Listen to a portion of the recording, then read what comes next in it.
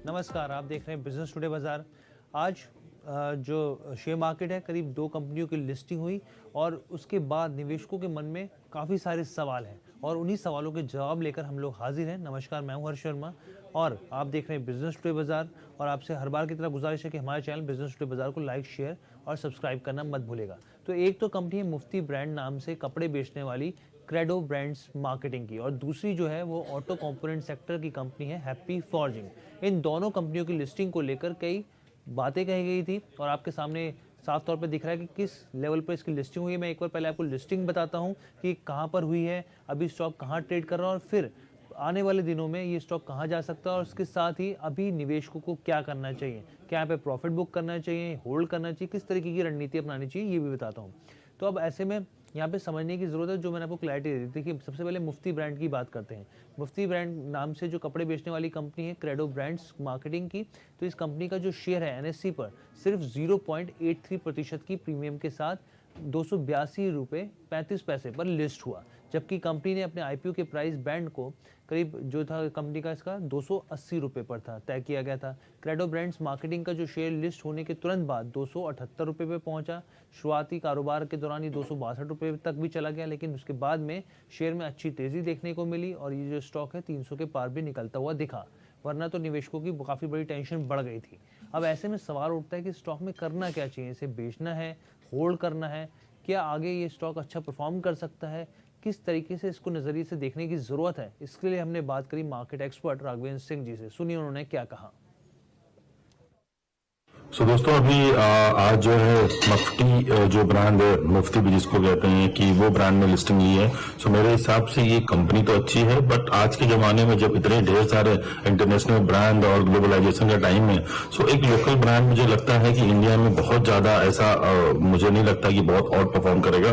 Definitely company की जो price है वो ओवर प्राइस्ड है, थोड़ा वैल्यूएशन महंगा है, तो मुझे ऐसा नहीं लग रहा है कि इस स्टॉक में बहुत ज्यादा अपसाइड है। अगर किसी को आईपीओ में स्टॉक अलॉट हुए हैं तो मुझे लगता है वहां पे प्रॉफिट बुक करना चाहिए और इंतजार करना चाहिए। अगर बाजार में कहीं भी आती गिरावट तो वहां बाई करना चाहिए।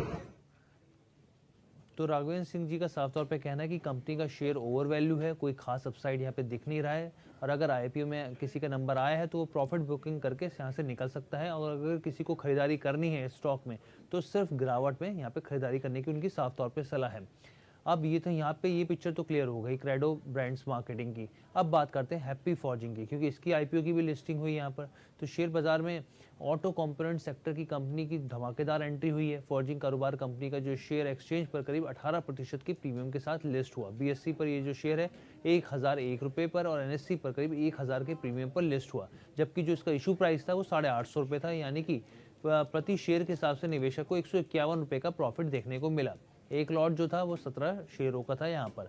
इससे पहले निवेशकों ने इशू को ज़बरदस्त रिस्पांस भी दिया था। अंतिम जो इसका आखिरी दिन था, करीब 82 गुना भरकर ये जो था इशू यहाँ पर बंद हुआ था। अब ऐसे में इससे जुड़े भी सवाल हैं कंपनी को, निवेशकों के, कि भाई इसमें होल्ड करें, प्रॉफिट करें, क्योंकि अच्छी खासी इसमें मार्जिन्स पे यहाँ पे प्रीमियम पर लिस्टिंग हुई है, तो प्रॉफिट बुक कर लेना चाहिए या फिर और भी ये स्टॉक आगे बढ़ सकता है, किस तरह की उम्मीदें हैं। तो इसको लेकर भी हमने बात की राघवेंद्र सिंह जी से। सुनिए उन्होंने क्या कहा।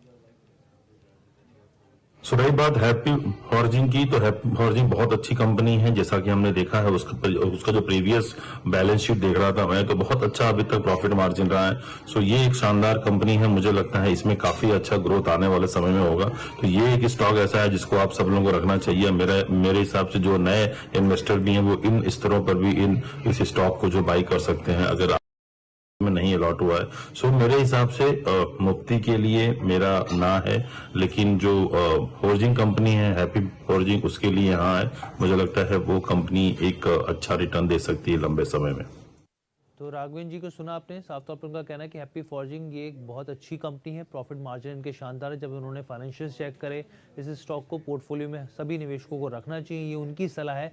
और इस लेवल पर भी अगर आप खरीदारी की या फिर एंट्री करने की सोच हैं तो बिल्कुल इसमें एंट्री करना चाहिए। यहाँ पर क्रेडो को लेकर यानी कि मुफ्ती को लेकर उनके तो साफ तौर पर उन्होंने कहा कि अगर मेरी राय माने व्यक्तिगत तो इससे दूरी रहें स्टॉक से, लेकिन जिनको भी अगर इसमें खरीदारी करनी तो वो गिरावट के अगर ज़्यादा गिरता है स्टॉक तो उसमें खरीदारी की जा सकती है। तो ये ओवरऑल खबर थी।